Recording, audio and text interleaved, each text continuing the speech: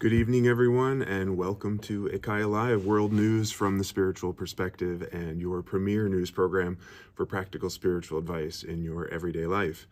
My name is Andy. I work as operations manager here at IKYA Center in Oslo, Norway, and we are pleased to have you with us both online live on YouTube and our live studio audience.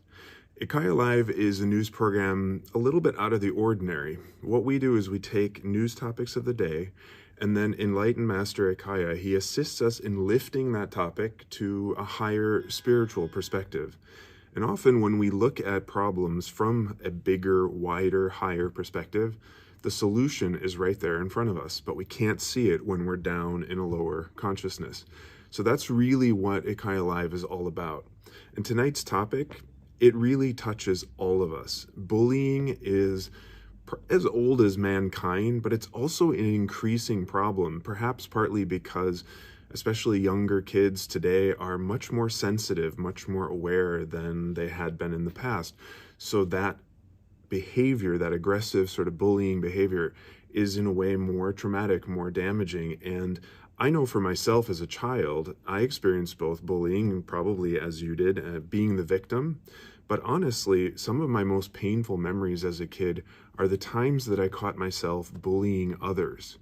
And half the time, I didn't even know it. I didn't know what I was doing until I could look at it later and see, oh, wow, somebody weaker than me, I was taking advantage of them.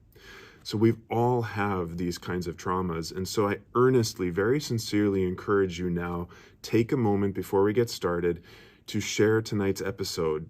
Take the link down below, share it widely, friends, family, and especially like children, younger people in your life, anyone you know who's been a victim or a perpetrator of bullying. This episode could be life-changing. Bullying itself can be life-changing negatively. So let's make tonight life-changing for some people in a positive, healing way. So share tonight's episode, like it. Make sure tonight it's really a conversation and we want you guys to be involved. So please write in your questions and comments in the chat below. We'll also have questions from the live studio audience and we'll feed them in. IKYA will teach us extensively and he's really good at weaving things together into a fantastic tapestry of healing, love, and growth. So before we get started, also be sure to subscribe if you haven't, IKYA.official, and we're on all the social media channels. So come on, share it, get other people in for tonight's episode, and let's get started by asking IKYA the question we kind of posed tonight, which is, as much as we've tried these past decades to deal with bullying, to try to reduce it, we don't seem to be making any progress. What the heck is going on? The big challenge with bullying is that it's a natural part of natural selection.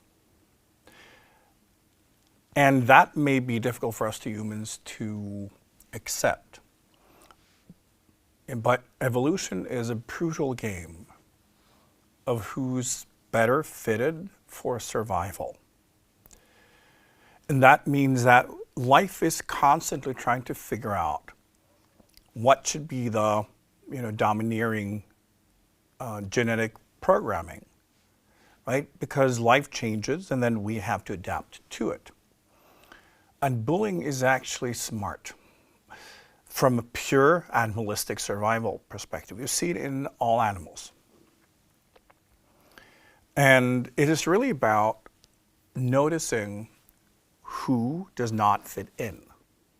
Right? Because the thing is, when you have a group, a pack, whatever it is, a tribe, for that survival to work, they all need to be in harmony based on whatever it takes. Right? And you can see that in behaviors and how they are together.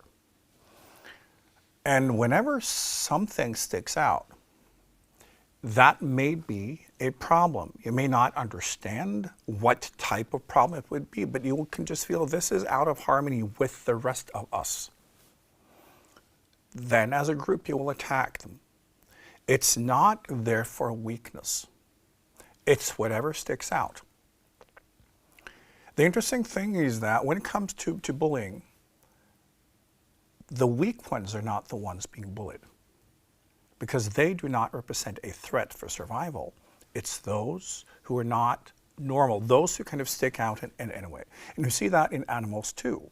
It's not necessarily the weakest animals that will be hunted or ostracized. It's those who are different, because they represent a threat. When you have something going, you don't want someone to disrupt it. So it's the potential disruptors, because that could kill everyone.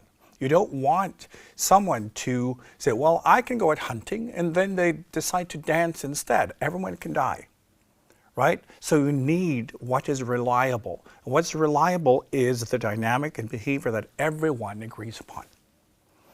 That's one part of it. It's, one thing when we look at human history, which is really funny and really sad, is that objectively, life has never been better than right now.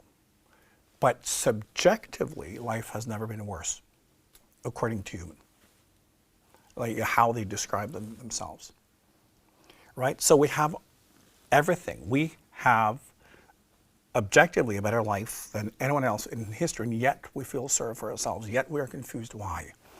I get back to the complexity gap. Basically meaning that we are, by nature, designed to be in small groups. That's how far we've gotten. We have a Stone Age brain. We have Stone Age DNA. We haven't really changed. Meaning that we understand small dynamics, small groups, small everything, yet we live in a civilization, and it makes everybody crazy, everybody insecure. We are all scared, all afraid. We all have anxiety, depression, all of that. And that also causes bullying. We'll get back to all of this. So the first part of the show today will be about trying to understand the mechanisms, what this is, because it's basically genetic. And then how to deal with it and how to kind of, change it within yourself and how to kind of win. If you are experiencing bullying in your life, you can learn how to turn that around, because it's not really difficult, but you have to understand some very unpleasant fundamentals around this.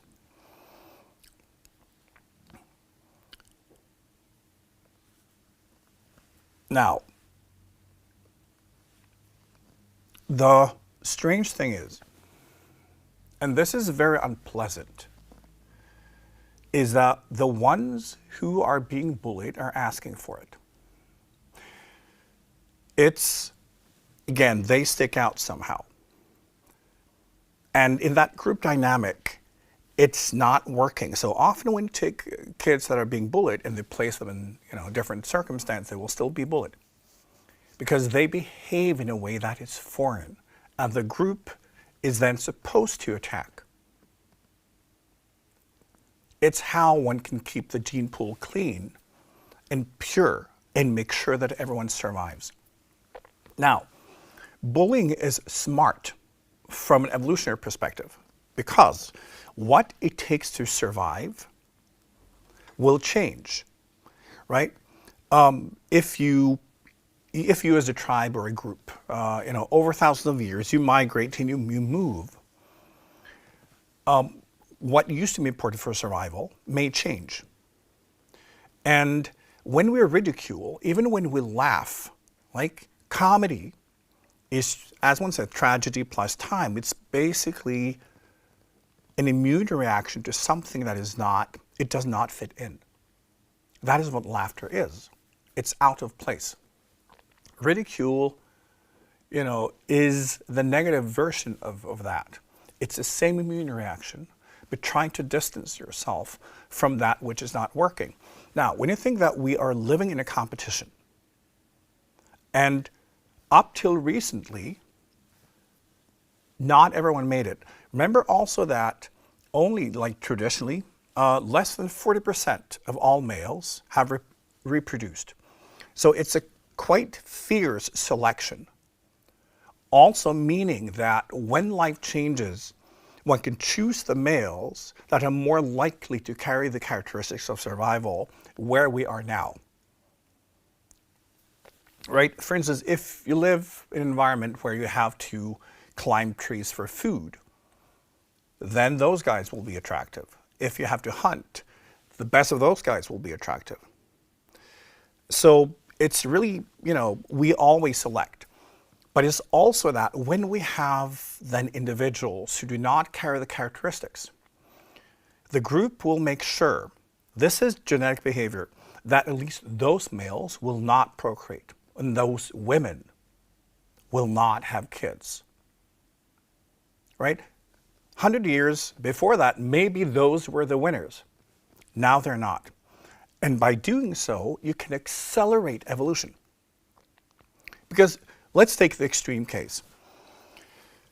Right? You live in an environment where big muscles are the thing. You need that to fight animals or enemies and whatnot.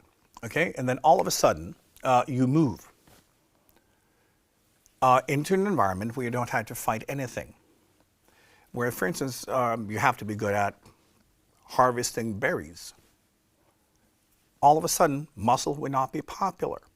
The one who can have the most delicate hands to pick the best fruits and berries will be considered very sexy, right? And soft skin, and that can change within a few years.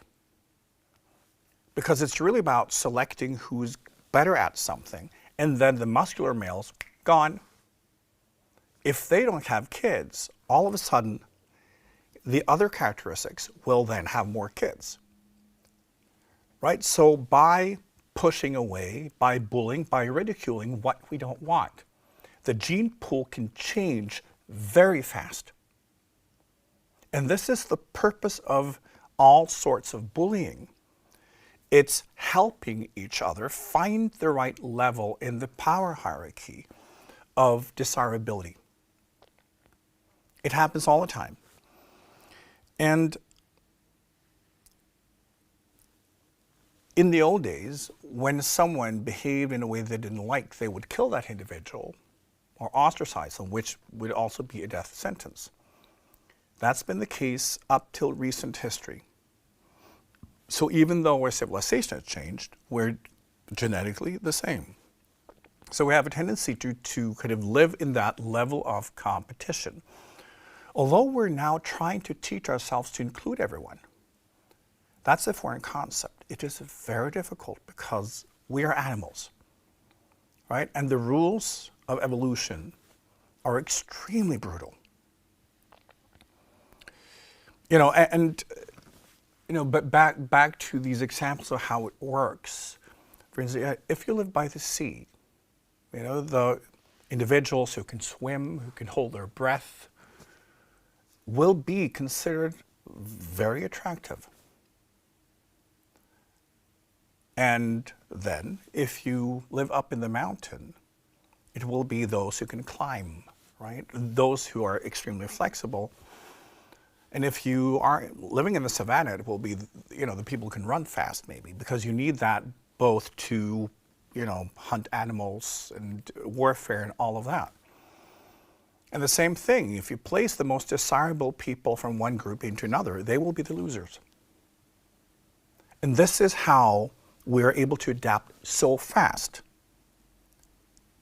It's bullying. We need to see this from an evolutionary standpoint. Oh, this is an important key to how humans adapt so fast.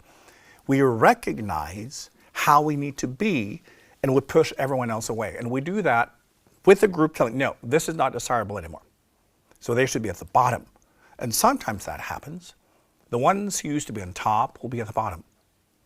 Because where we are placed in the hierarchies is not something we decide ourselves. It's something that the group will decide. This is why we're so sensitive to comments from other people. Traditionally, when someone can define you, they decide your life. If someone decides, well, you're at the bottom, that will be your place if they're above you. And if someone decides, well, you're way up there, that's also where you will be. So this is also why we have enormous amounts of fear whenever someone tells us who we are. especially if they have people on their side. That's what we fear the most. This is part of the essence of bullying. I'm now just talking about different aspects of what bullying is and the mechanisms. So, part of what we fear is being defined. Because when somebody tells us that you're garbage, we all think so. It doesn't matter what you feel. It will hit you, and you will fear for your life emotionally, although you know intellectually that doesn't matter. But in the old days, that could be a death sentence. So the thing is, if you feel that that person saying something to you represent more than themselves, it will hit you, because then, they can influence other people about what they think about me, right? If you feel that you have people on your side and someone tells you that you're garbage, it will just look as though, nice try. Because it's about who controls the group. This is why when it comes to bullying, and the thing is, this is genetic behavior, so we all know how to do it, and you can just see it. Just like animals, we first need to single out the individual, right? That's what happens first. Singling them out. And then the mechanism is making everyone aware that this is now what we're doing, so the people next to that person will back off because they fear for themselves of being associated with that person. So that person will lose his support system. Then the bully represents the group. And then whatever the bully says will cut right through you. That's the technique, because if the bully does not represent the group and you have people on your side, you can basically just shake it off.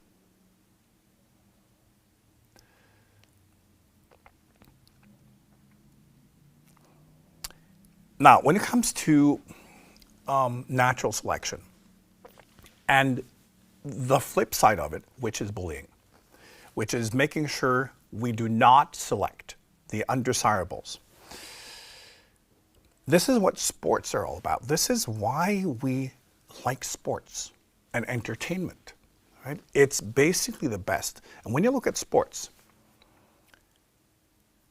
it's all based on survival skills, right? Running, jumping, flexibility, strength, all of this. And it's really to find the best specimens. And we're genetically programmed to like that and to cheer, because those will be the leaders. We will look up to them and we'll find them very desirable. So our whole life is basically trying to figure out who are we, what value do we have, what tier in the hierarchies do we belong to. So there is more than just one hierarchy, and this is a key to also understanding what we can do. Because when you are good at something, really good at something, you will be in that hierarchy. Right? No matter what it is. If you're really good at something, some people will like it. And it's like you can build your own tribe that way, and people do. And we can all be good at something. We cannot be good at everything, but we can all be good at something, because then you will add value. And this is such an important thing we can all do if we are exposed to bullying. We're singled out for some reason. Sometimes it's because the group needs to feel who they are. And we define who we are by pointing to what we are not, because we're all different, right? So when we have a common enemy, we go, we are on the same team. And when we are insecure, we all want to be on that team. And this is why people let bullies get away with it. Because they want to be on a team, because then they're safe. And genetically, we are supposed to yield to the strongest individuals. When you look at groups of animals, the strongest males will fight to the death. No one will do anything because they know they need the strongest one. the most brutal one, because, you know, when they impregnate all the females, they will have like stronger kids. You have that instinct. So when someone shows that they're willing to use violence or whatever it is, when they have sociopathic tendencies, which is really what it is, we yield. We stand aside. It's actually not fear, it's a form of respect that belongs to the animal side.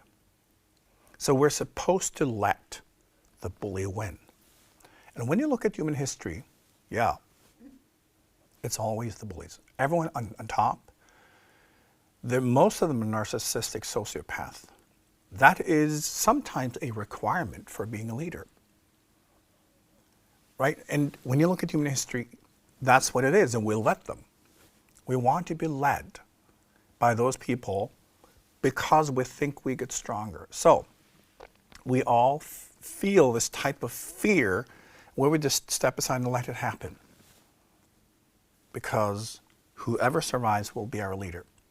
We have it in us. It takes a very strong person to stop a bully because it's unnatural. Did we have a question?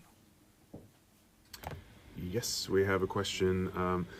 My thought is that like everybody can and maybe has been both a bully and the victim of a bully, but Arjan in the Netherlands, he wonders kind of why do some kids or people take on the role of the bully? What is the deciding factor that kind of tips you over into that space? Right. The main part is actually genetics. Most likely, you come from a line of bullies. Just like if you have talent, like a musical talent, most likely you have people in your past. Whatever talent or skill you have, it runs in the family. So it doesn't come from nowhere. But a part of it is also, like when it comes to sociopathy, like what one traditionally will say is that a psychopath is born with it. A sociopath is created. It's based on experience and trauma. Now, the thing is, when kids are traumatized through violence or in other ways, they will dissociate. Meaning that to get away from the situation, what we do in our brains, we all do this. We'll kind of just try to flee. And we'll be in some other place. When this happens several times, the brain will establish that as a pathway, and whenever we experience something unpleasant, we will dissociate. This is basically how we get into that behavior, and then we don't feel anything. We're able to not feel, and we have a hard time like feeling anything, especially when it comes to empathy. And then, to deal with our own pain, we can inflict pain, because we can watch it while not feeling anything, and that can make us feel powerful that we're actually dealing with our own pain. So trauma will do this.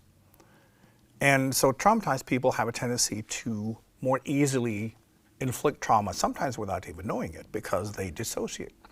It's just something happening, right? It's something they find entertaining, and they get something out of it, but they don't necessarily connect with the pain they inflict for real, because it's not real to them. It's more of a game. So very often, the typical bullies, they are traumatized. So they have less sensitivity, less empathy, and it's a way for them to also assert kind of strength and dominance, because maybe they feel powerless. So it's a way to get back, because remember that we are programmed to fight to the death. We're programmed to compete and try to, get to the top of whatever hierarchies we're in, because we're in multiple hierarchies at the same time. We all have it in us, right? Just if you think of your own childhood and upbringing, most likely there, would be situations where you were part of the popular, and where you wanted to be. In a situation like that, where it's so easy to just be kind of part of it, not doing anything, but those are instincts. So we all have it in us. And the thing is that, for instance, most people who get famous. It takes them about 5 minutes to start being nasty. Like, don't you know who I am? You know, you're so unimportant. I'm famous, right? And you see now on social media, you know, I'm famous on Instagram, like, seriously? But people are like that.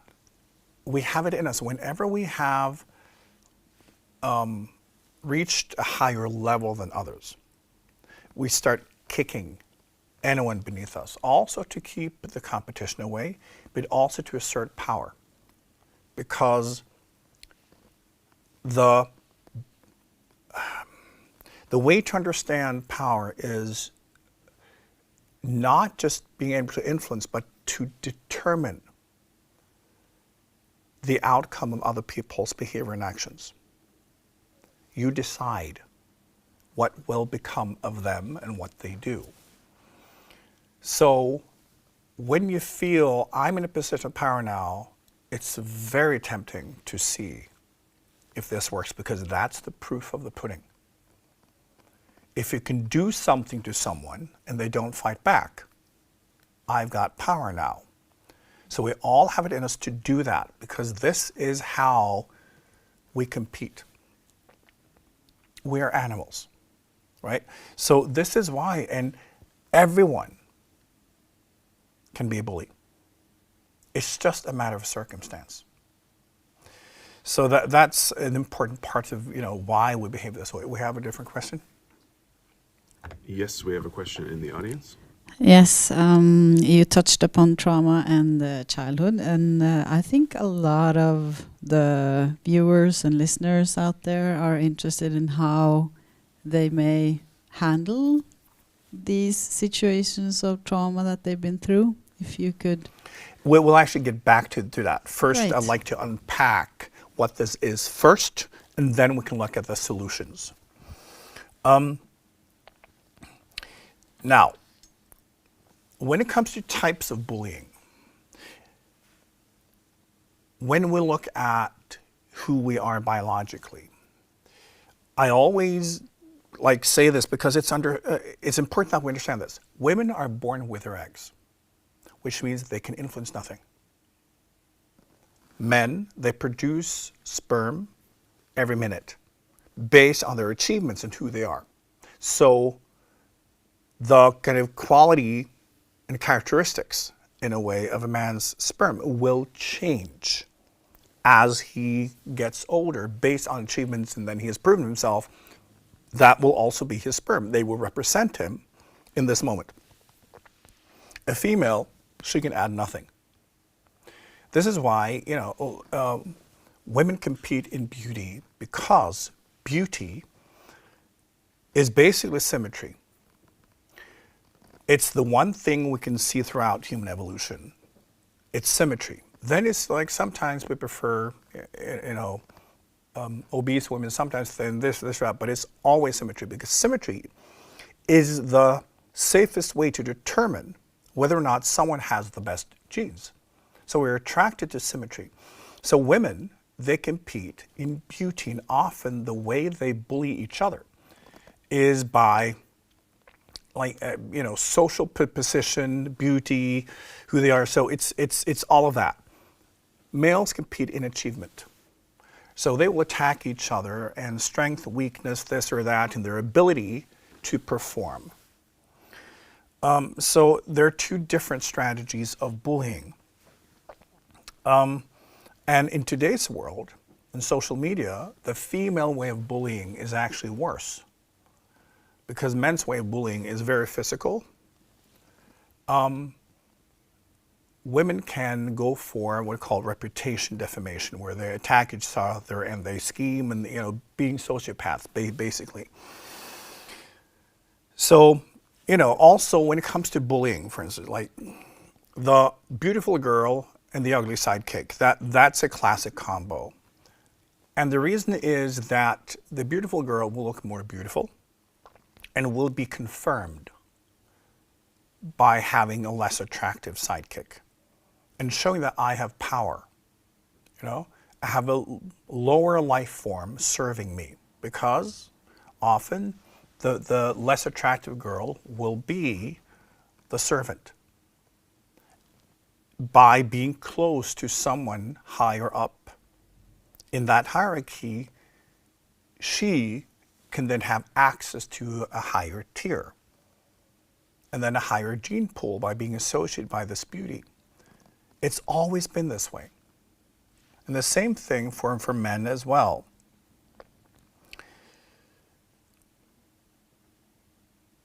But it's we need to understand that we're, as a life form, constantly trying to figure out what's the right way to be, who is who belongs where, who should have the right to procreate. And although life has changed, we haven't. So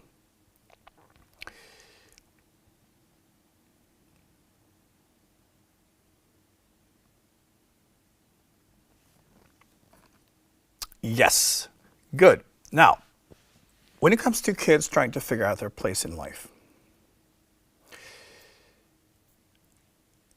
we relate to so many different hierarchies, and kids are really trying to figure out where they belong.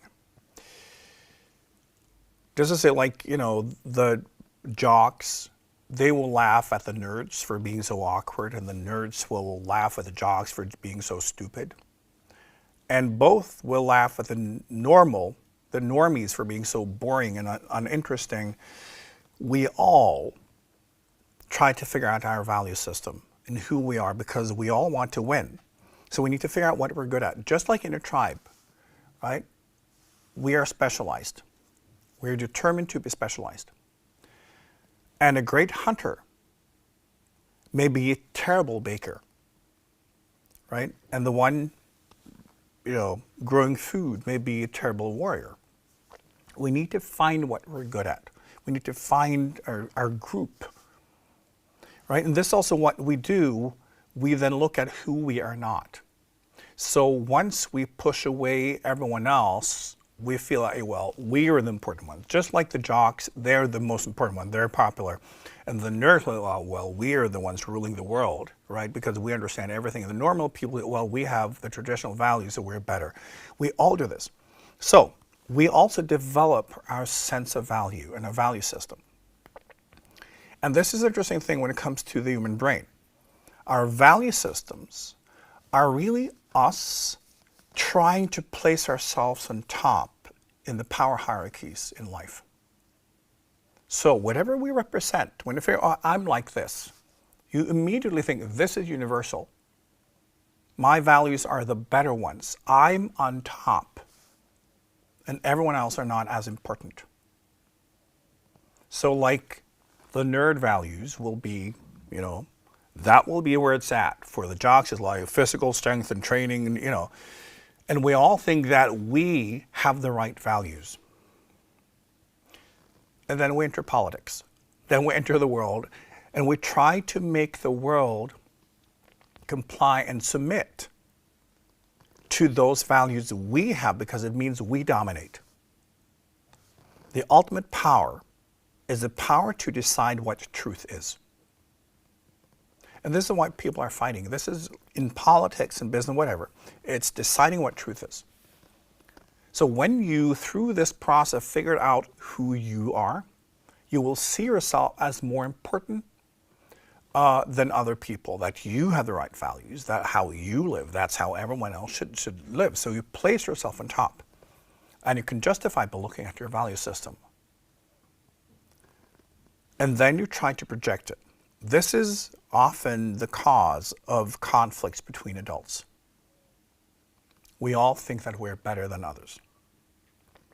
And we are supposed to, and then through conflict, we figure out who is winning, who's losing, and over time, the ones with the better value systems will then dominate.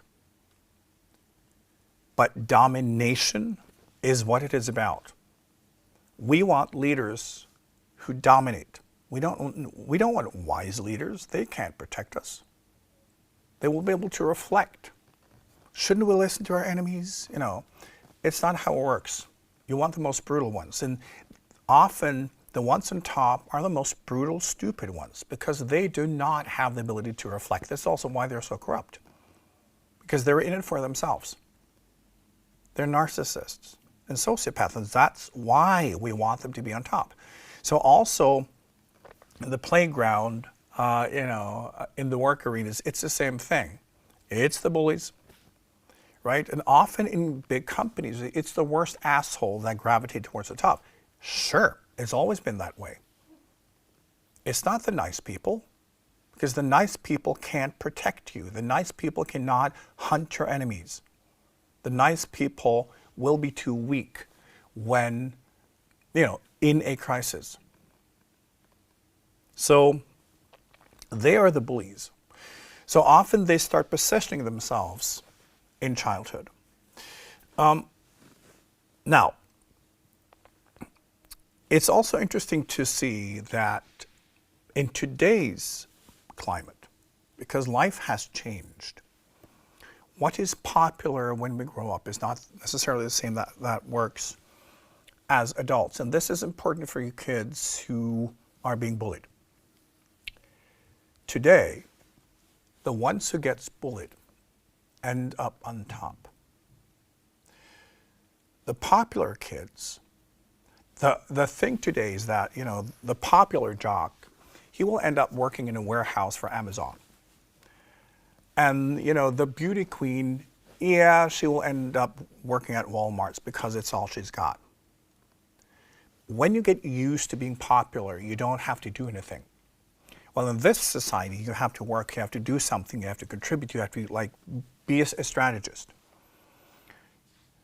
And when you're used to being popular and having things coming to you, you think that's how life works. The only ones who are able to make use of this as adults are those coming from families where they also learn how to make use of advantages. Successful families, they're successful for a reason. And it's often because they work hard, they have strategies, they tell their kids and teach their kids how to win. And if you're also beautiful, you can use that to open doors, but then you have to do the work. If you're only beautiful or whatever it is, it will fade. So, what happens when you're bullied? You understand that, oh, I don't fit in. And you can either decide, well, I don't have the right to exist. Or you can say, well, they're wrong. Over time, if you get tired of being bullied, in the beginning, we feel sorry for ourselves. Oh, the world doesn't want me. Guess what? The world doesn't have to want you. I always tell people this because it's so important, and if you're young, listen to this. The world owes you nothing. Nothing. It's not the job of other people to support you, or like you, or to confirm you. They don't care about you. And they shouldn't. They're busy living their lives. They have their own anxieties. They have their own dreams and problems. And you're insignificant to them. The only real problem you have is, are you insignificant to you? The ones often who get bullied are the ones who put other people's opinions before their own. And the ones who bully have the opposite position. They always put their own well-being and their own wants and needs and opinions before anyone else's, and they can fight for them. So what we need to learn is that when we say the world owes you nothing, be comfortable with that. You don't have to be seen, understood, because when we ask for permission, we give other people power. People will never give you permission because it's not their job. Right? Leaders, winners never ask for permission. Bullies never ask for permission. They just do what they want. So, when we understand, and often when we're being bullied, over time, as we grow up, we start questioning, well, am I really that terrible? We find our path, we find our thing, and we can find success in spite of being liked. Or in spite of being not liked, right? In spite of not having confirmation. You do it because you want to. Then you learn to work hard.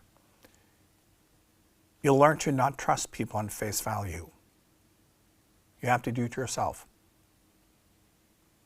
That's why, kids who get bullied end up on top.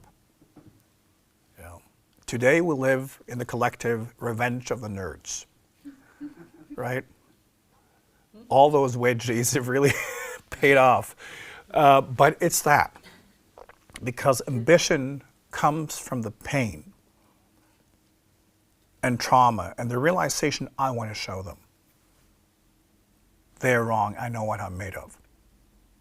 And then you cannot use what other people tell you, how they define you, as a way to label yourself, because then it's game over, right? Representing something that is different, representing something that stands out, well, that may be better. And this is actually part of evolution as well. Because if you are truly weak, you will succumb. You will submit. You will be placed in a corner, you will sit there and sulk for the rest of your life. If you have it in you that you represent a step forward, you are stronger. And this is also how life is testing you. Because if it's different, it can either be a threat for survival or it can be the solution. If it is the solution, it will overcome the bullying. It will overcome, being pushed away, not being accepted, because then you will believe in yourself. And then you will do it. And then you will be victorious. And then they will follow you instead. But then you have a strength that is far greater than the strength in the collective as it is. And this is, again, from an evolutionary standpoint, this is how it works. This is how life is testing you. So, you have to decide that you represent something that is better, understand that, yeah, of course, when it's not part of what is already working, you will be attacked. But that can build strength, that can build independence and direction and ambition. Sometimes, I've seen so many examples of this. Kids have been absolutely devastated. They grew up thinking that they're nothing. And then they began looking at the people around them, just living their normal lives, not really paying attention to everything because everything is working. And then they already know that things are not working, right? I have to pay attention. So they learn, they build themselves, they get to know themselves, right?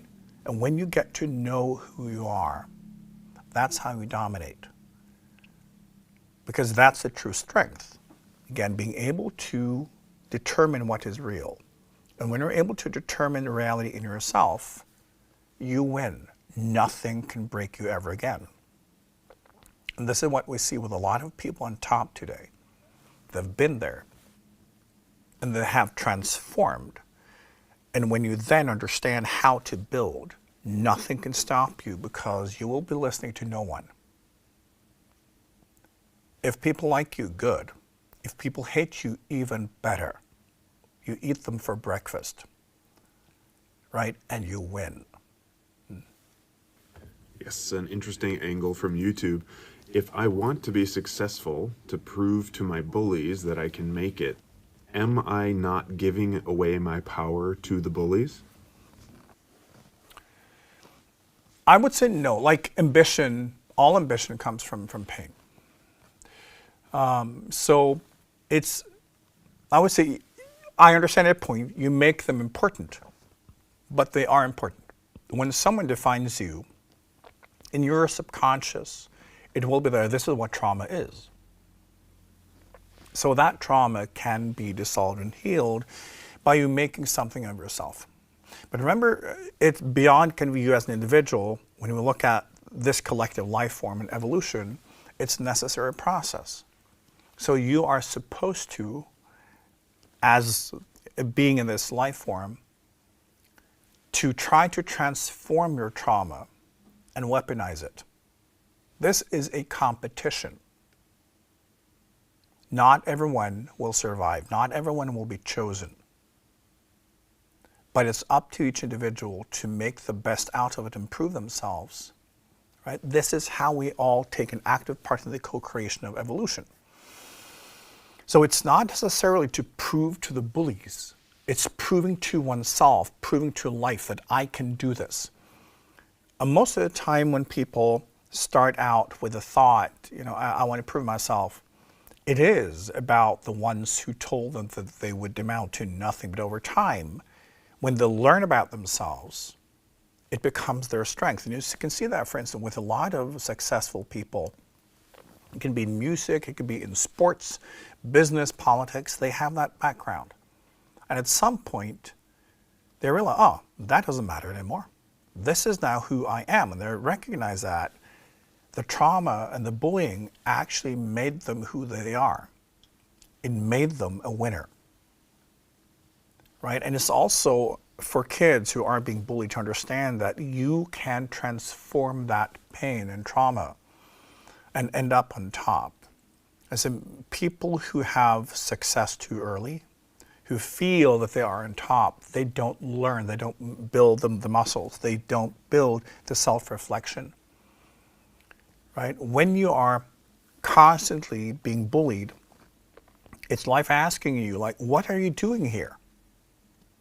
And that's what we have to find out, right? And a lot of kids who go through bullying, that's kind of the question, why am I here? You can go through everything, depression, being suicidal, and then you figure it out. And it's also understanding that nothing and no one can stop you from reaching your goals, right? But we need to build that strength. As the life will show you that this is out of the ordinary. What is it? And it's up to you to show it. And it's also okay if you can't, but understand that we live in a competition. Yes, I think it's super interesting also in families how we call this with our kids corrections, but it's actually bullying and preventing them in stepping forward in the evolution of next generation. Yes, and this is also a very important point, is that it's necessary and it's healthy. What we need to do as adults is to manage it. Because when you understand that kids have to find out where they belong, in all tribes or groups, harmony depends on everyone finding their place. And we don't understand. For myself, I belong there. Well, listen, no, you don't.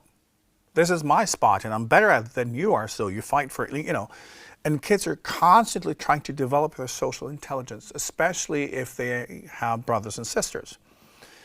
This is so important for the development of both personality and social intelligence. And many kids today, if they grow up being the only child, they have a great disadvantage. But yes, it is absolutely important because, again, we're juggling so many different types of hierarchies at the same time. And we have to figure out where we belong. Right, and finding, oh, I'm good at that, I'm not good at that, I belong there, these are my people, those are not. We need to negotiate our own presence in the world and figure out what works. As I said, it's because a group traditionally needs to be in productive harmony. It's not just let's be friends, it's because your life depends on what other people are doing.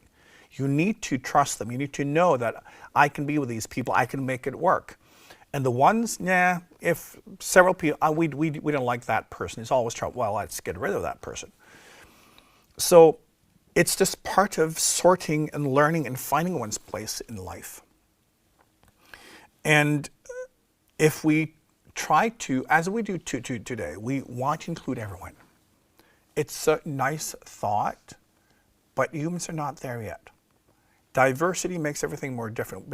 Remember in the old days, when you were born, your place would be defined from birth, based on your family, gender, all of that, and it was a more homogeneous society, mostly, same race, blah, blah, blah, same socioeconomic status, all that. Makes it so much simpler. Today, when we have, all ethnicities, cultures, levels, like all that in the same place, it's much harder to navigate because you have to negotiate so many different aspects, right? What happens then? In order to figure out who we are in this complexity, we'll start by who am I not? So, skin color. culture, religion, all of this. We look for markers that we can use to identify ourselves and how we are different. Not only that, how what we represent is better. And this is why we see the more diversity and inclusivity we have, the more racism we get, the more polarized we get when it comes to politics, because we need to find our tribe. We're not able to function without it. We live in a competition. We need to know who's in my team, what is my team? And that can be very difficult today. So again, as kids and young people, we're looking for all the clues. So this is why, kind of racial or ethnicity, and all that identity stuff is so much more important than it used to be. Why we identify through politics and issues and this or that, because I'm like this, I'm not like that. So the more we try to include everyone, the more this happens. So the racism today is the result of trying to include everyone in the same space. As a life form, we're not equipped to deal with that yet. Our brain lives in the Stone Ages, right? Homogeneous societies is what we're still looking for. And then we try to create that within the complexity of our civilization. So then we want safe spaces, meaning that we want to only be with people who are like-minded and like us, right? So now you have, for instance, in the States and in college campuses, people belonging to same ethnicities or culture, they clump together. And it's segregation. Like we do all of that. But it's important to understand it's completely natural. This has been foreseen as a consequence. And then we start attacking everybody else, right? Because we want to be on top. So now everybody attacks everybody else. And we see that in social media, we see it in society, we see it in the public discourse. Remember that we decide on our own value system, and we believe firmly that this is the universal value system. This is the right one. All others are wrong, so I'm on top. And this gives me the right to determine and define what truth is. And when I have the right to decide what truth is, I speak the truth when I tell you that you are wrong. Right? And now we all do this because echo chambers are basically us finding a tribe within the complexity of our civilization. We're genetically programmed to do this. We're not genetically programmed to handle our civilization. So it's funny to me. The more we try to avoid bullying, the more bullying we get. As each individual simply trying to find their place in life by defining what they're not and to attack what they see as beyond their own norm based on their inherent value system. We're all doing this in different ways. So when you look at something in the news and you smirk because like, stupid people, you're a bully. You're basically recognizing, I have a better value system, I represent what's good and just. They don't. And they probably do the same thing to you, right? But it's that. This is the essence of bullying and why we can't stop it. We need a homogeneous environment, and we're trying to recreate it by pushing everyone else away because they don't fit in, right? So this will increase even more. And I see especially, when kids are not allowed to figure themselves out by fighting and bullying and all of that. We need to control it somewhat, but still the dynamic and figuring out where they belong is important. When they're not allowed to do that, they become more sophisticated. They just find ways to do it. And often they become even more vicious because it's just a natural part of, negotiating yourself. When you're not allowed to, you will not, get really good at it. We all have to pretend everyone's included, but genetically, you are in a competition. So you will find ways. Social media, like more sneaky ways that adults cannot control. This is what we see today. So in the school, they say, oh, well, we're all friends here. And then, outside school, it's completely, brutal. And adults have no idea, So this cannot be stopped. It simply cannot be stopped. So, and, did you have a question? Yeah, I just wanted to make sure we say it very clearly. So what I'm hearing you say is that the more we have resisted and tried to address bullying, actually it has resulted in more aggressive, vicious bullying and more widespread bullying. Is that accurate? Absolutely. Because we're not genetically equipped for this. And our genes are simply trying to negotiate, who am I, what's my value, where do I belong? And today's world is too complex for that. And remember that politics is not biology. We cannot decide now this is who we are. It doesn't work that way, unfortunately. But again, when we, in today's world, like back in the day, right, what you did would be how you were seen. This is why when we started having surnames, it would be the name of what we did or where we came from, what farm we came from. So you were that person based on what value you brought to your tribe. When we're all consumers today, and we have a job and then we switch careers, who we are become more important. Right? So then who we are as a person, we try to figure out how to create value and how to decide how that fits in hierarchical systems.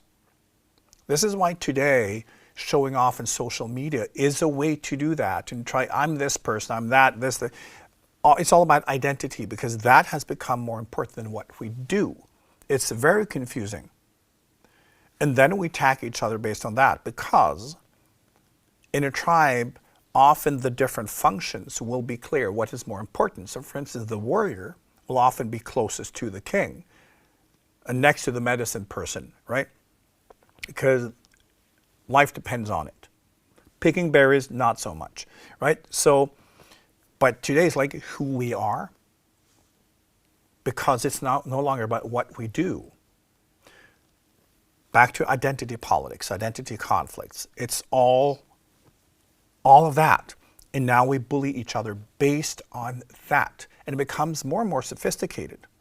And schools really don't understand that big change. They think, oh, it's always been like that. No. Kids, instead of focusing on what you do, because we're all the same, they kind of switch the arena to who you are. And understanding that they create new value systems, new hierarchies, and how you fit in based on who you are, like how you behave, how you say things, your feelings around this. It becomes very sophisticated, and adults, they have no idea. And that's where things are brutal. And then in school, we're all friends and we're all inclusive, because then it's about what we do. So the arena for bullying has become a lot more sophisticated and even more brutal because of the complexity. So it's just really interesting. And it's difficult for adults to kind of keep up. This is also part of the accelerated evolution that we're in, right? So in today's society, right, who are better suited for survival, right? Is it the people that can do manual labor? No. In a couple of generations, people will not be working anymore. Our life will be about who we are. So already now, those kids are deciding who are more desirable based on who they are and the ability to negotiate themselves, their self-expression, their self-awareness, and how people like that. So who you are has become the new achievement, right? So it's moving into that arena because in the future, social intelligence will become the new way to dominate, not brute force. So this is also why now more effeminate men are considered more attractive, right? Because that's also, if you have less muscles, often you have higher social intelligence. So the more, you know, that whole kind of like gender fluid thing is connected to the vast changes that we are facing as a life form and as a civilization. Social intelligence is the key to survival, not brute force. That is now the problem, right? The men running, oh, I'm gonna kill you. You know, no. Aggressions are like, you're a bitch, you know, you should die, and that's it. That's much better, right? Because you can block someone, but you don't kill them. So what will happen now is that over time, the brute males will disappear, and the sophisticated sociopaths will take over. It will all be about, again, all be like the ones who win are those who are able to negotiate themselves and to present and to control how they present, what identities, how they kind of work that whole thing. Just like in the old days, what you could achieve, what you could build. That could also be very advanced, but this is the future, right? So we can see it. And the bullying now is about figuring out who's better at this game, right? And the ones who win today are the sophisticated sociopaths that the adults never even notice. Because they can be the sweetest kids, right? Because they know how to play, they're more advanced, you know? So it's, again, part of the accelerated evolution, but it's important to understand that bullying today is different than it used to be. Like classic bullying is also there, but kids have advanced because we're moving that direction, and it's a genetic, natural selection that is going on based on the world we're facing. Yes, we have a question in the audience. Okay, understanding the mechanisms between the different types of bullies and the victims is you either submit and think you're useless the rest of your life, or you develop skills to prove the bullies wrong. But there is also another part of this, and this is like if you have a lot of potential and you're really strong, but you kind of stick out, and then bullies can attack you even more aggressively because you have a potential. And it's always that, as I say, it's not the weak ones. No. Because they will gravitate towards the strongest. There is a codependency between the weak people with nothing and the sociopaths on top, because they cannot survive on their own. And they want the safety in numbers by knowing that we're all on the same page, because it's how they can survive. They're not strong enough. So they want the absolutely strongest, most brutal one, and agreeing with that person, right? So we've seen this in history. So the ones who kind of like more likely to not make it will often gravitate towards the dictators even more. This is why under Second World War, the worst SS soldiers, which were the most brutal division the Nazis have, the most, you know, vicious were Jews and homosexuals. Because that's how you survive, by saying, I'm not like that.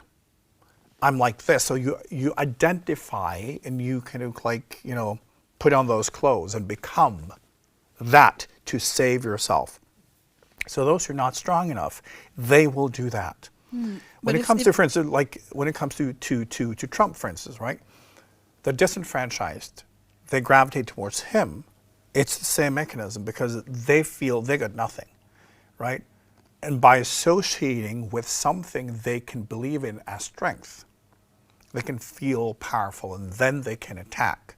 So the ones who are being bullied are the ones who are a threat to what is accepted, threat to the norm, right? Because I say either they will disrupt or they will be a threat, because when someone is just like doing something different, it disrupts the harmony, right? So, and the people on top will attack it because it's competition, right?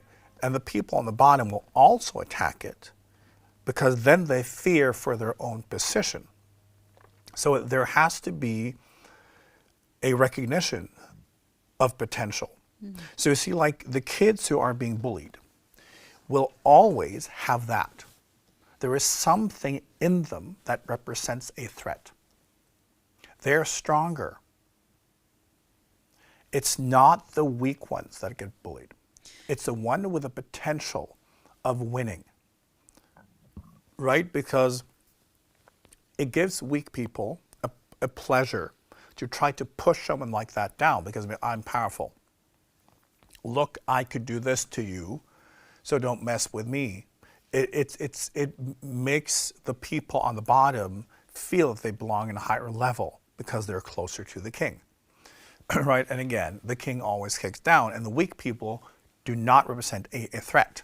So you have the person on top, and they have like the whole army on the bottom, right? And they control the ones in the middle.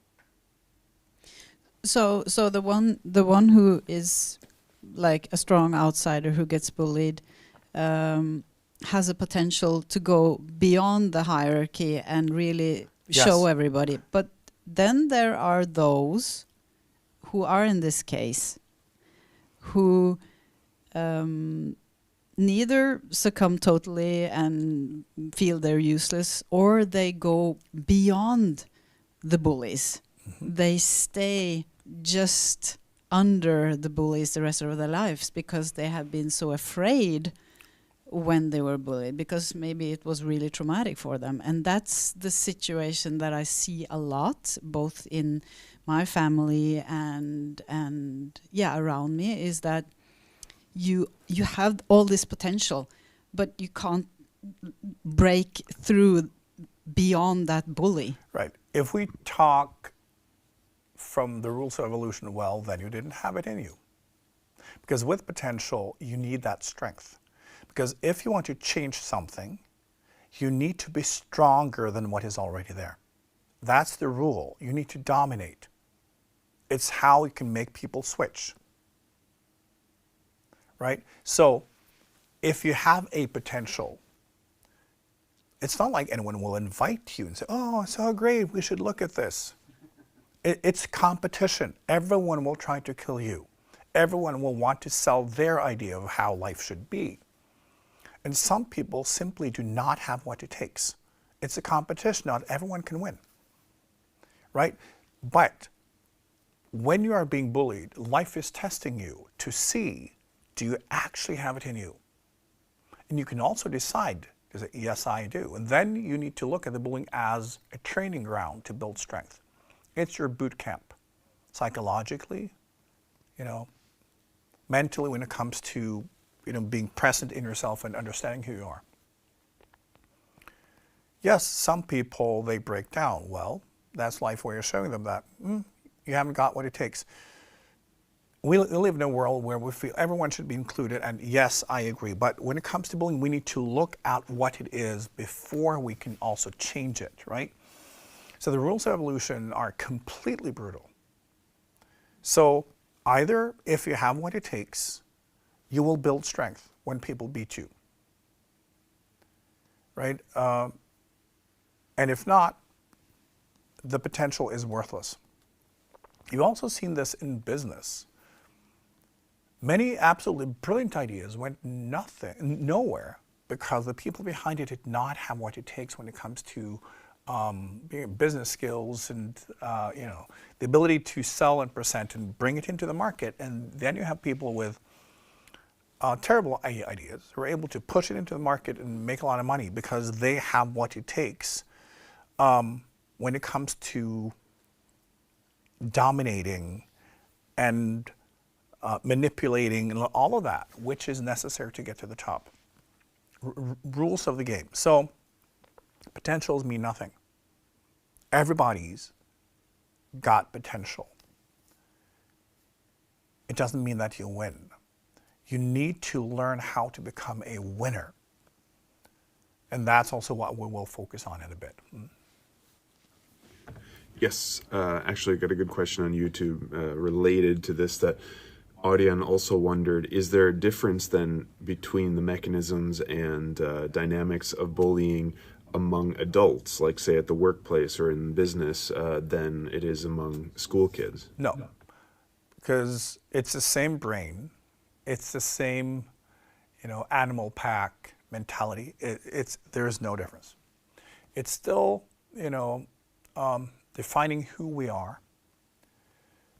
All that fear of not fitting in, because if you feel that you're on the verge of not fitting in, you'll gravitate towards the bully and support, because then you can feel, oh, at least it's not me, right? So all the people on the bottom, they will always gravitate towards the office bully, because they know if I, suck up to this person, at least it will not be me. It's the same thing, people can do that with their boss. You have so many people who are just like, sucking up to them. It's always the people who are insecure, but they understand if I do that, a sociopath will like that. It's asserting power, so I can do that. Then I will, move up.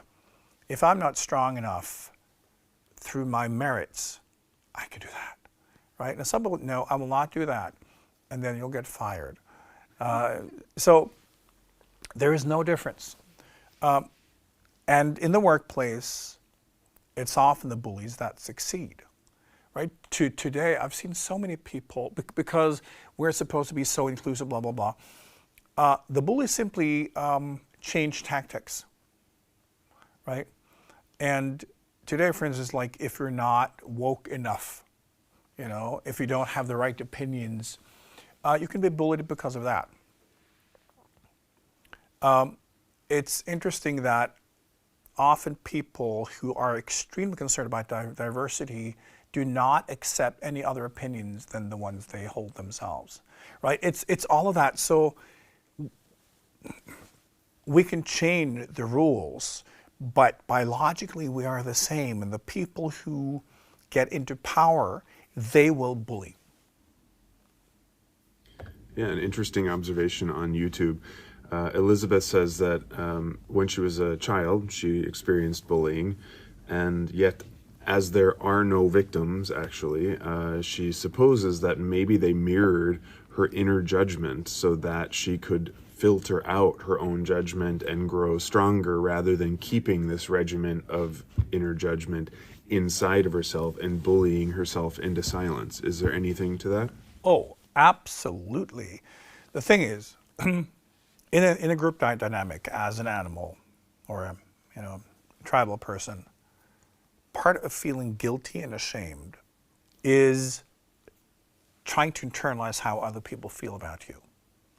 We're always supposed to feel insecure, because if people don't like what we do, if we don't perform, that's death, right? It's been reality until recently. If you go back a few hundred years, they still did this to people. Right? If someone in your village didn't like you and they said, oh, we don't like this person, and possessed by the devil, that would be it. Right? So life has never been secure. And shame and guilt is a way to kind of feel how other people think about you, so you can basically correct yourself before other people do it. And also because, especially in a tribe where other people's lives depend on what you do, if you then decide, for instance, let's say that you're a hunter, and then you decide that, I want to take a day off, you're supposed to feel extremely guilty, because other people could be, back at the camp starving, and you just want to do your own thing. There's no room for that, right? So this is also why today, where we're supposed to do our own thing, doesn't help. We can still feel guilty and ashamed of doing our own thing, because we're not supposed to, as an animal. Now we are evolving as people, but our genes have not changed yet. So we feel ashamed of often like our own thing and what's special about us, right? Because that can make us, number one, be ostracized. Number two means we're not doing our job, because we are supposed to seek the approval of other people. It's how we know that we're doing what we're supposed to. It's how we create this harmony within the group. So we seek confirmation. We want other people to tell us who we are because we know that they decide where we belong. So all of this is so difficult for humans to negotiate. In the old days, it would maybe like 20 people who decided, and you could just like make them happy, and you could basically make all of them happy, right? And they would all like you, and you would know your value. Today, it's impossible. So we just make things up. It becomes much more sophisticated, and then we fight everyone, right? When we are confused, we want to define ourselves by who we're not. That's how we start. So begin by criticizing, talking down to people, not necessarily to their face, but we think it. We judge, we do all of that. And we also internalize it. When we're insecure, we judge ourselves tremendously because we don't know where we belong, if we at all are bringing value. Because nobody tells us, right? So it is very challenging to be human today. So we're also bullying ourselves, right? You are your worst bully. You have so many negative thoughts. You have so many negative feelings and attitudes towards yourself because of this, right? Because when we do not understand our place in life, that in the old days would mean death. You have to understand what you're worth and what you're doing. Are you bringing worth and how are you contributing? And if you're not, in a way that can show you clearly where you belong, you're supposed to beat yourself up because if you don't come up with it, you're dead anyway. So you judge yourself for everything you do whenever you don't get positive confirmation, because that is what triggers it.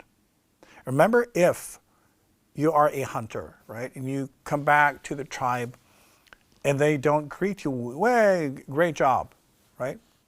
If they ignore you, it's like, oh, I fucked up. I really fucked up. This is bad.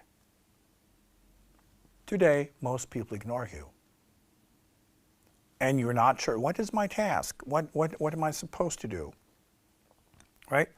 So, in our heads, genetically, we're programmed, whenever we don't get positive feedback, we are supposed to judge ourselves.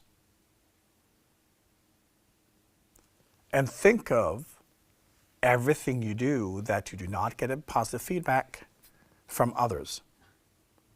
And you judge it because that means that, oh, I'm not doing my job. This could be dangerous. I'm such a fucking idiot. I'm not, I can't do anything right. Because nobody's telling you that you're doing a great job, because in a tribe, if you were not getting that feedback, it would be dangerous. And you would feel shame and guilt, and then you would correct it. I have to do better. For everyone, but also for my own life, right? So think of when we have that brain in today's world. We crave confirmation so bad. So we become exhibitionists, right? We just want people to notice so we can feel that, so even when people lie on social media and they Photoshop their entire life, they get, oh, this is wonderful, and we take that. It's nectar, right? Because as long as we get positive feedback, it doesn't matter if it's based on a lie. Because in a tribe, as long as you get the feedback, they're happy with me. And even today, if you get it from complete strangers, it's wonderful, right? So we all crave this all the time. And it's so confusing. And when we're not getting positive feedback, we're afraid that someone else may be getting more positive feedback than we are, so we start criticizing them to make sure that they don't gravitate to a higher level than you are. If you're on your way down, you're sure as hell going to take everyone with you, right? Not today, Satan. It's not going to be me. So you just start throwing shit around, right? Because I deserve respect. And this is also where this is coming from. We demand respect. We demand to be seen. Like, it's that. Because we don't get the natural confirmation. It's too complex. And people have their own lives and their own anxieties and all of that. So we're all craving it, and we're not getting it, and we're trying to then create it artificially through social media and demanding it, and through finding our groups and tribes and attacking everybody else.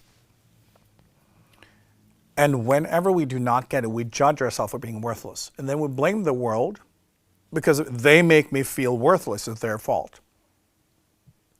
Right? And so this is why we objectively have better lives than any, other time in human history. And subjectively, we've never been worse. We are bullying ourselves to death.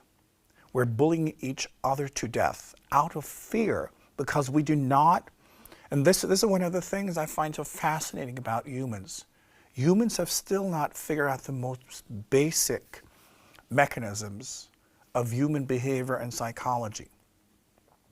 Like scientists may understand, but it's not crossed over to common knowledge and behavior, because then we would behave differently.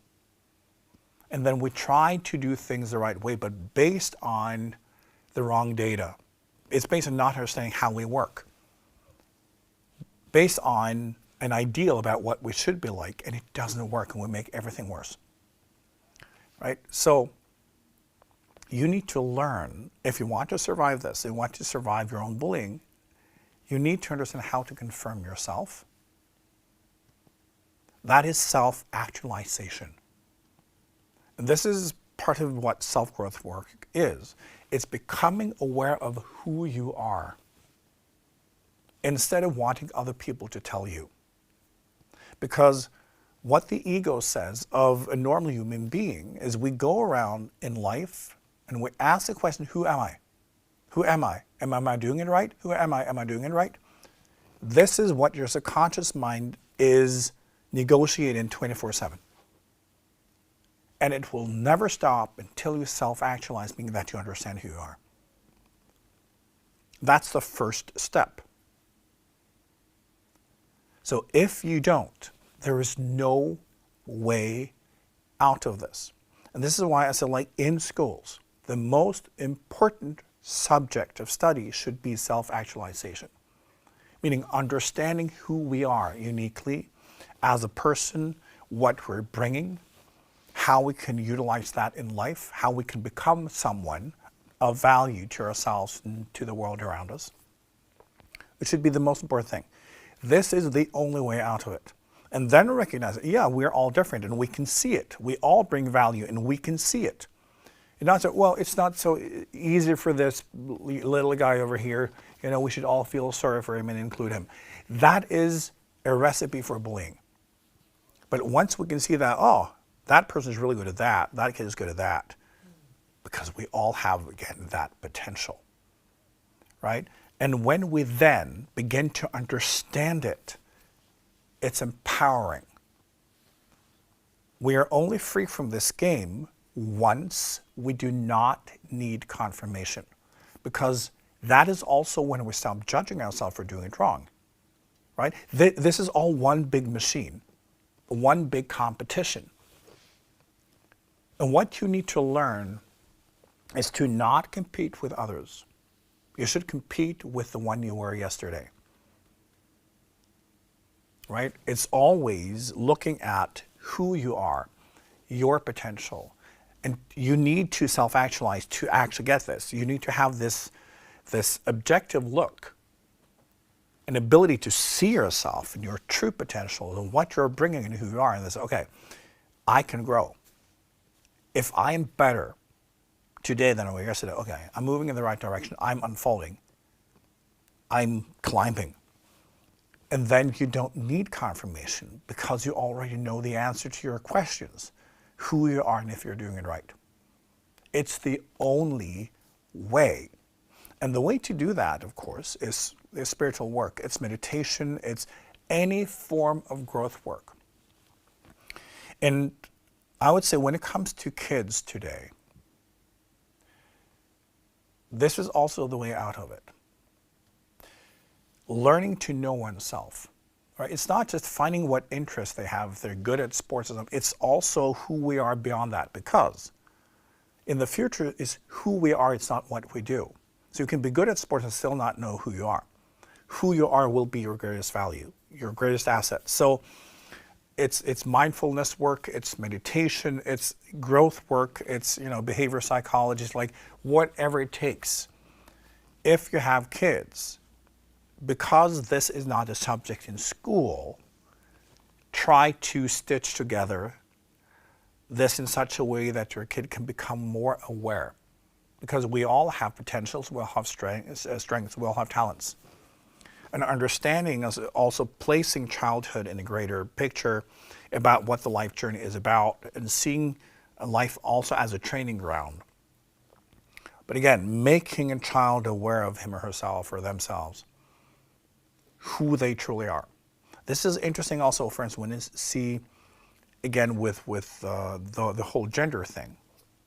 When a child becomes aware of them, you know, experiencing themselves differently, you know, gender-wise, that can be a trigger to them begin, oh, I'm not this. I have to stand in myself. I have to be strong. This is important to me. This is why I see some of these kids are extremely powerful, right? Because they have to fight. And they are fighting, not all of them, but you can see for some of them, that level of self-actualization, it starts kind of moving into different aspects of their life. They get to connect with their creativity, their self-expression, and their other talents.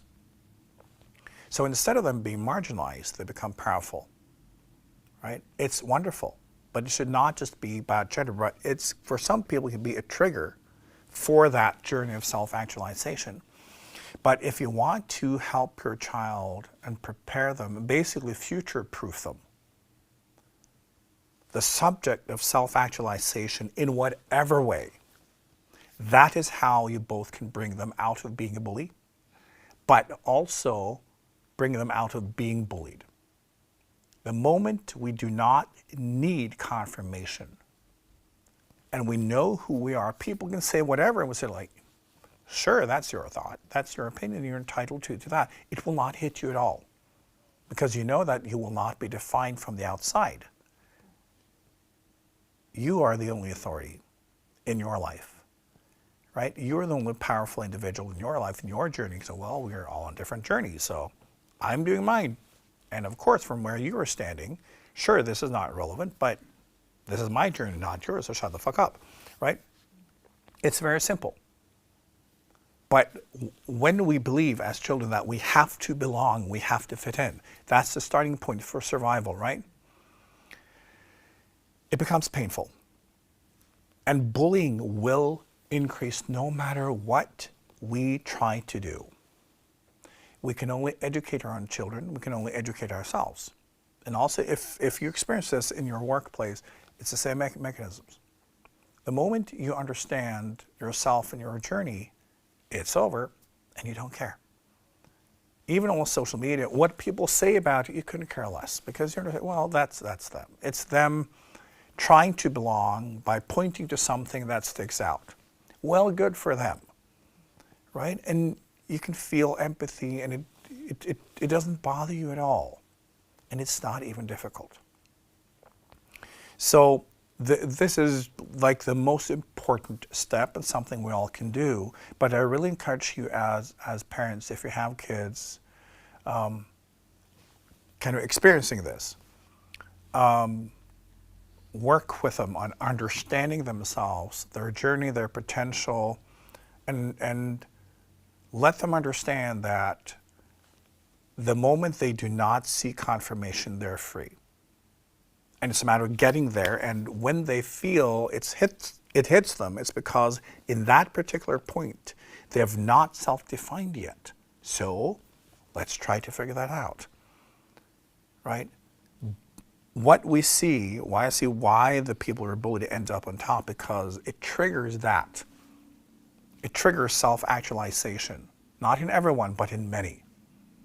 And so once you know who you are and why you're here and what you can achieve, you're bulletproof, right? And you can then achieve any goal, because nothing and no one can stop you. So it's not really difficult, right? But we just have to understand that the world is not necessarily a welcoming place. The world owes you nothing. The world is not here to support you, to nurture you, to give you what you want. You're here to create it out of nothing, if you really want to.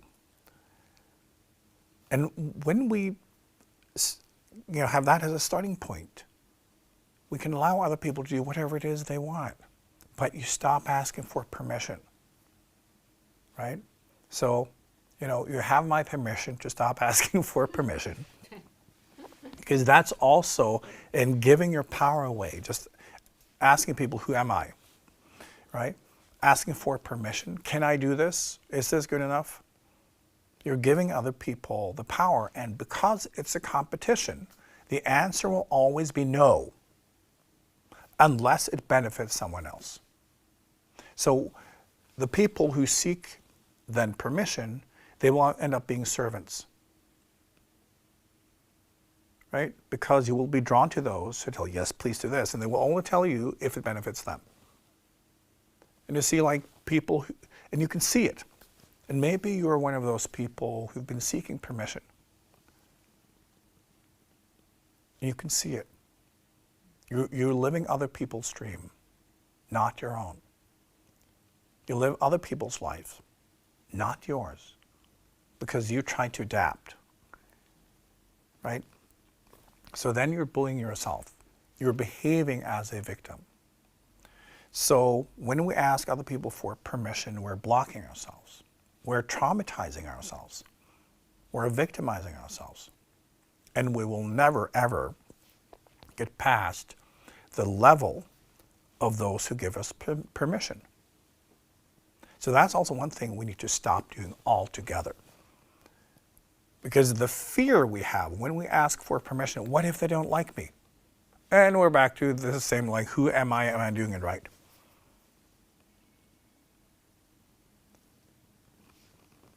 And we need to look at this whole complex in ourselves and also make decisions. Well, what other people think about me is irrelevant.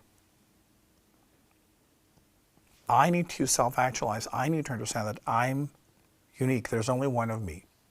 I have my path. I have my potential. It's my job to unfold what's in me. It's not for other people to decide if I'm allowed to do whatever. And often when we do our own thing, other people don't like it. Why? Because we are in a competition. So when we forget we're in a competition, when we're good at something, we believe that we should be confirmed. And we get so heartbroken when we're not. Because often people will get jealous. Jealous is a reaction, is a competitive reaction, right? They will be envious and jealous, and sometimes they will then try to decimate you because you're not better than me. It's a competition. They're supposed to. Right? And then, well, maybe I shouldn't then. Then you're a loser. When we understand that life is ultimately a competition, we can win our own way, because your unfoldment in your life is a competition against you, ultimately. As I say, only compare you to yourself, who you were yesterday, a week ago, a year ago, because you can do that. But do not expect the world to like you or to confirm you, to, oh, great job. They will only say that if it benefits them, only then, because then it's relevant to them. If not, they will ridicule you. They will do all of these things because then you're competition. Even sometimes if what you're doing is not even related to what, like to kind of their competition, it's the principle. At some point, all mountains grow into one if you only get high enough. And it's that.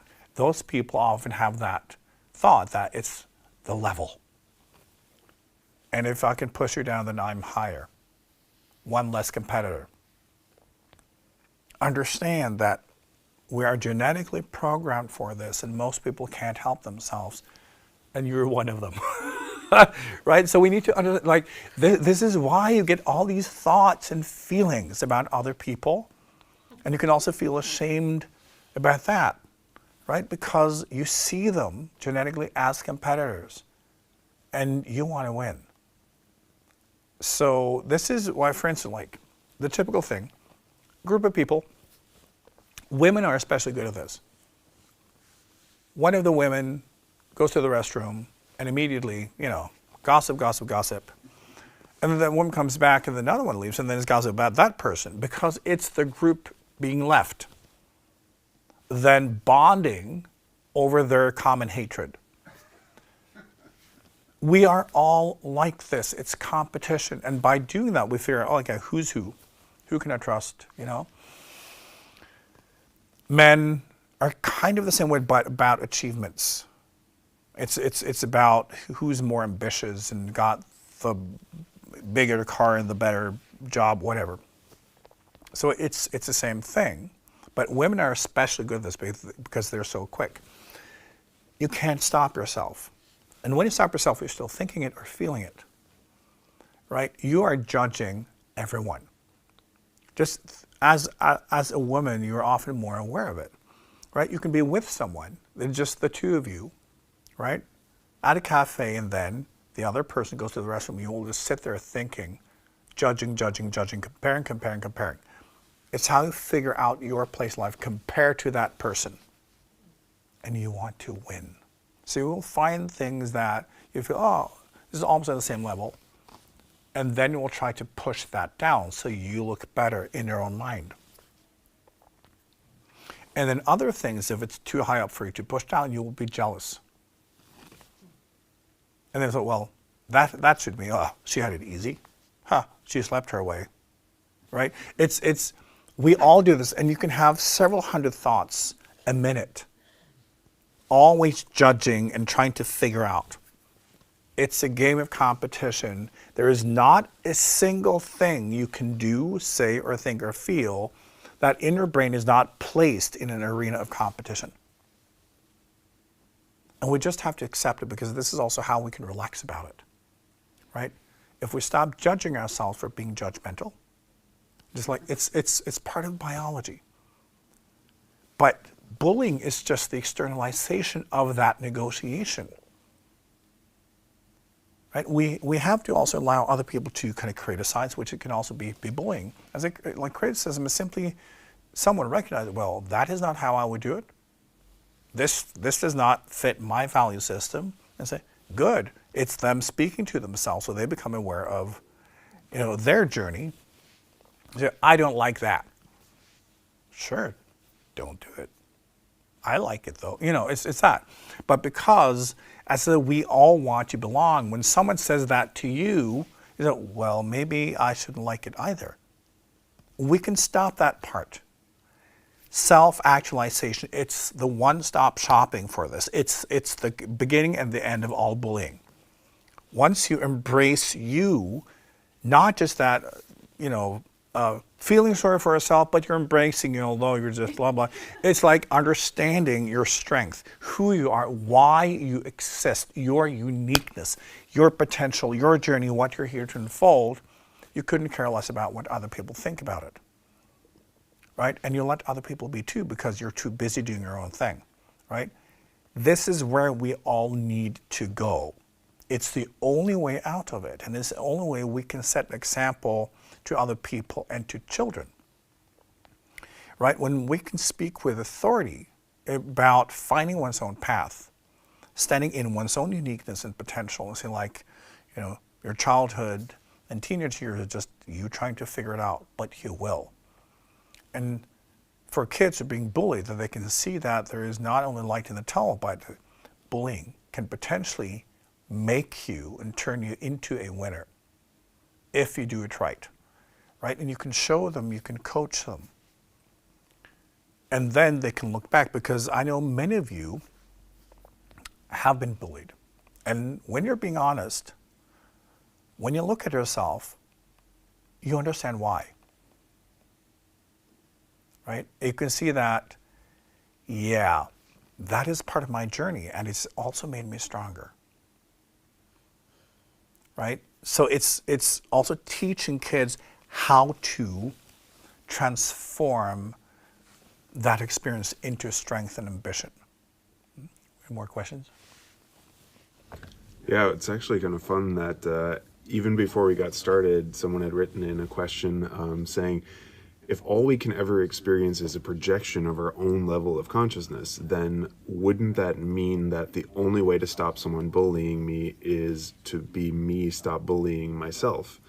And as you've been speaking tonight, I've been thinking, like, ultimately, like, nobody can bully anybody else. It's only if I take what somebody gives me and use it to bully myself that it ultimately becomes that experience of being a victim of bullying. And Robert had even pointed out that ultimately, if we, for example, experience social exclusion, it's because we've excluded ourselves based on what people have given us, but it's us doing the bullying, is it not? Absolutely. And this is what I've been talking about for the last 10 minutes, is that when we state the question, who am I, and am I doing it right? It is because we don't know. And life is then asking us, who are you? What are you doing? Are you doing it right? Because when someone is projecting onto you, it's also to trigger, right? It's, you know, as one can turn around, also what we often perceive as negative communication, you know, when you do something, so like, who the fuck do you think you are? And you can also choose to hear the question, right? And so, yeah, that's a valid question. Maybe I'm not aware of that. Who am I in this moment? What am I bringing in, right? So basically bullying is life testing you. Because yes, we all have potential. But we need to pass the tests in order to be accepted for co-creation. So bullying is basically, are you strong enough? Do you know who you are? Do you know what you're bringing? What are your potentials? Are you able to stand up for yourself? Can you communicate? Are you able to function in a group? Or are you completely useless? Speak, right? It's that. And you better know the answer. It's a job interview, right? And you're being tested. And life will poke until you break. Right? Because then the soft middle oozes out, and that's the good stuff. Like, we need to connect with life. And often, this is also the result of bullying. I've seen so many people become socially intelligent because they were bullied. They were dissociating, they were socially awkward, they didn't know how to function, and then by being bullied and, you know, brutally beaten up over time, they kind of, their shell would break, and life were able to reach them. Again, do not expect life to be soft and kind and gentle. It is not. It's survival. And nature is trying to kill everyone all the time. It's just how it is. And if that's not happening, we eat each other. So, you know, it's just, and then we're competing. So it's, yes, we can only be bullied where we don't know who we are and what we're doing and why. And it's life saying, like, you better know. You are here. You have a job to do, and you don't seem to know what the fuck you're doing. Because when we know, when we express, we will never be bullied. Right? So we need to see it as a part of how life selects. When life picks team, you know, it's like, can you play ball? And like, it throws a ball at you, just, whoa, you know, you will not be selected. Right? And then you better train, you better, you know, and often bullying, and that is what it takes to kind of break the passive state. But we can utilize it. So absolutely, we can only be attacked where we are showing actual weakness and non-presence and non-actualization. Right? So we need to look at all of this in ourselves, and whenever we feel that we're being bullied, It's life addressing. You're not present in that point. You don't know what you're doing. You don't know who we are. We can't work with that. And it's your job to figure it out. Right? So we can look at bullying as something positive, ultimately, and understanding that if we are not doing our job, life will attack. But what about innocent children? We're not innocent. I'm sorry, we've incarnated millions and millions and millions of times. It's a new body, and it can take time to kind of like put it on. So sometimes, childhood is like, trying to put on, a diver's wetsuit. Just like, that. We're not kind of like, it's not on, it's not fitting yet, but we have to figure it out because that's our job. Right? Because we're supposed to go out there and swim. We can't do that without the suit being on. And that's our own responsibility. So life is extremely brutal in its honesty and directness. You incarnate with responsibilities. You incarnate with, tasks. You have a spiritual curriculum. You have karma. All of that. And you have to show up. And when you're being bullied, you're not showing up. And life is trying to wake you up by attacking you so that you can, So in a way, it's a beautiful thing. It's just like in all dialogues and also aggression and violence, all interactions are part of agreements we have with other beings and other people and other individuals. It's always exchange. There are no victims. They're just different parts of the different plays we're in. When we need to study something, we will gravitate towards people who can mirror that and trigger it and then show us, right? This is life's way. So when something is happening to you, it's happening for you because you need it. Because again, when something manifests in this way, it is because you're not present. You don't know. You're not expressing. You're not taking the wheel. And life is trying to assist you by poking, And it's the same also, for instance, if you have a weakness in your body, you can use kind of dry needling to kind of stimulate. You can use massage. Often it takes that concrete kind of manipulation going in to improve circulation, right? And also trigger both the immune system, but also the healing.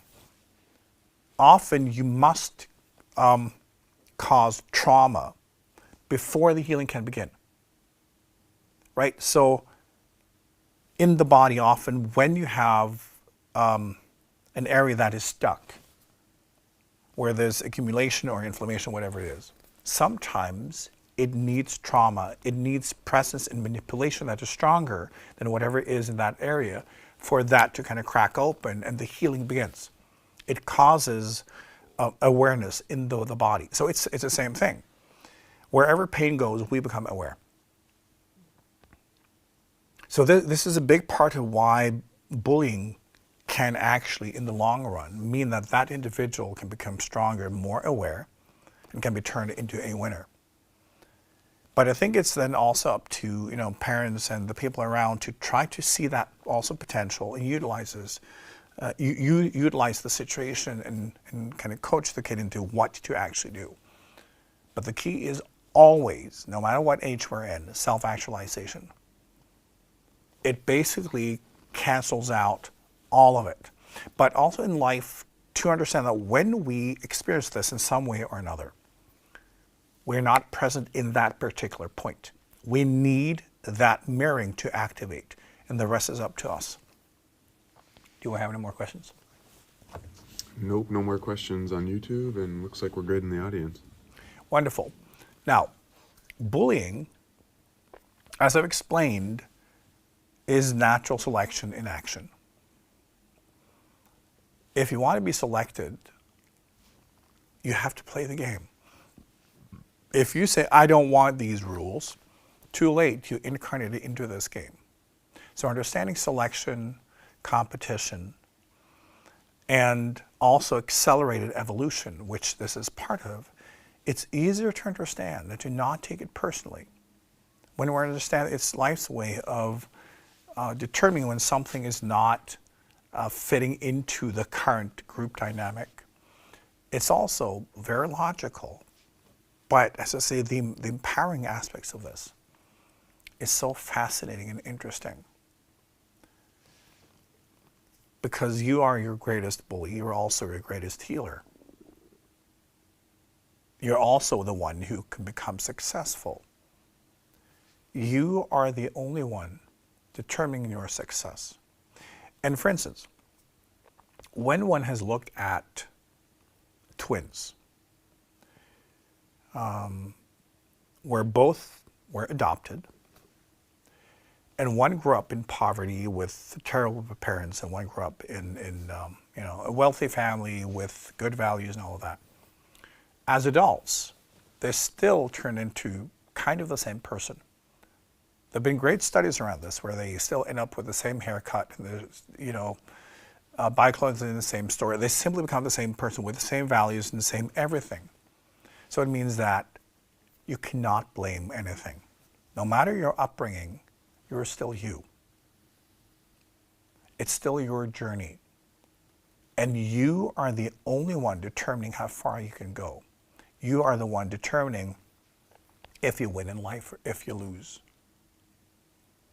With today's culture where being the greater victim has become the favorite game, we stop ourselves. Because of the complexity, it's more difficult to navigate.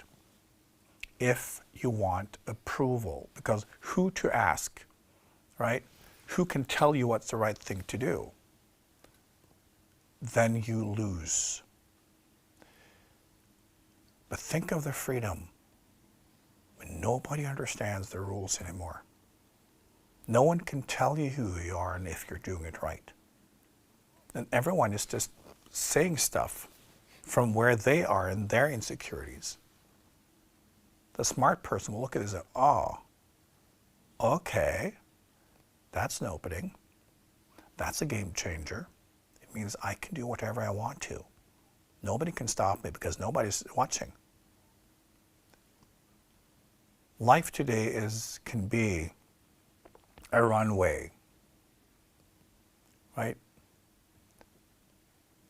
You can take off. You can make life what you want it to be. If you're able to get past asking others who you are and if you're doing it right and if you want permission, if you're able to skip that, you can be whoever you want to be. You can do whatever you want to be. You can achieve the level of success you want. Nobody can stop you from anything anymore.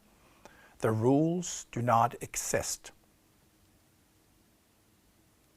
That's freedom. But it's so funny when we have more freedom, more people want to be defined by others. Can you see that?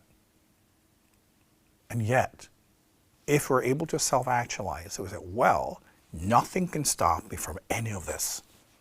You can achieve your spiritual goals, fulfill your spiritual curriculum, and do whatever the fuck you want without anyone paying attention, because it's not about them. It's about you. It's about how far you want to go. It's about you realizing what you want to be, what you want to do, who you want to become. And you can do that. There's never been a time on this planet where that has been possible for everyone. But you have to start with understanding that your path is unique. You are unique. Life is abundant. Life is free. There is enormous amounts of freedom because everybody's confused about the rules. Then you can just wiggle your way. You can find your path. You can do anything and everything. But it has to start from within. Many of the kids who are being bullied, they have that in them. And they represent a threat, as I said. Well, be a threat. If you're a kid still watching this, understand that. Be a threat, meaning that be a competitor. Understand that you're being seen as someone who can disrupt, someone who carries something. That means they lose. They better kill it while they can. Learn to stand up for yourself. They're not dangerous. They are afraid. Only someone who is afraid will attack you. The rules do not exist. Learn to start from within. Learn to understand and accept and love, and never ask anyone who you are. Never ask anyone if you're doing it right. Never ask anyone if you're allowed to. Decide for yourself. Look at your life, look at your potential, get to know your talents, your different forms of intelligence, and what you like, and let that guide you. Do not ever base your life on satisfying other people, because then you will be bullied. Right? Be you. That is the future, and those who are better to be themselves, those who are fully in acceptance of who they are and their expressions and their journey, and they do what they do as an extension of that, they will be ruling the world. They are the future winners. So you can decide if you're being bullied, if you want to be a loser, or if you want to win it all.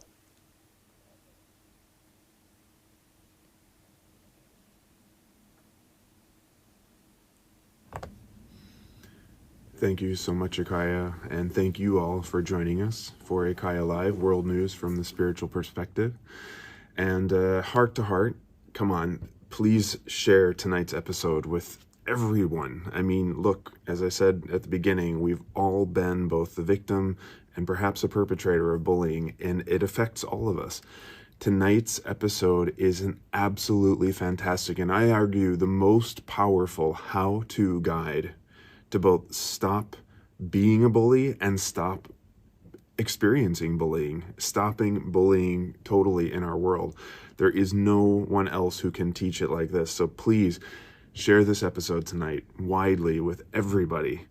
And we warmly invite you to come back next Monday, 19 o'clock Oslo time, for our next IKYA Live.